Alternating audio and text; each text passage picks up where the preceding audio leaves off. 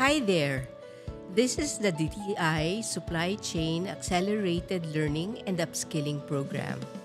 I am Leah Makatangay, the Learning Director of THEMS International Business School. THEMS International is accredited by CHED, TESDA, and DepEd.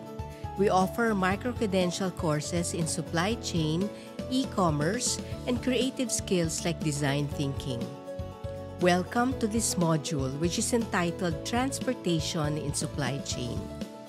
Ang transportasyon ay bahaging esensyal ng supply chain. Ano ulit ang supply chain? Isang mini review muna. Ang supply chain ay isang importanteng parte ng negosyo. Ito ay mahalaga para madala ang mga supplies, makapagawa ng produkto at i-deliver ito sa mga customers. Ang supply chain management naman ay ang pangangasiwa ng proseso na ito. Ang pangunahing layunin ng supply chain management ay ang maayos at epektibong pagdaloy ng goods at services mula sa suppliers papunta sa customers. Ito ay para maisigurong available sila kung kailan at saan kailangan, habang pinapababa ang gastos at bawas sa aksaya. At syempre, nasa tamang quality din. Natutunan ninyo kung ano ang supply chain sa mga naunang video.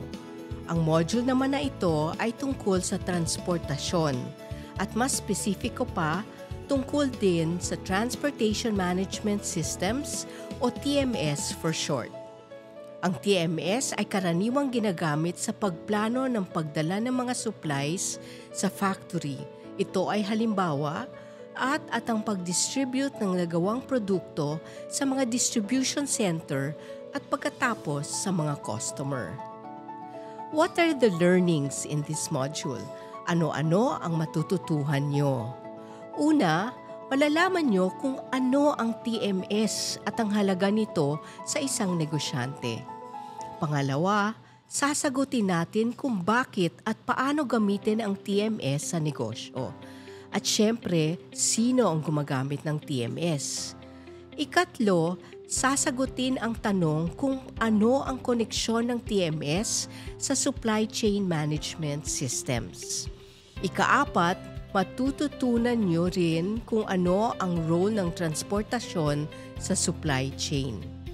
Ikalima, magugulat kayo sa pagdami ng paggamit ng TMS during the recent years.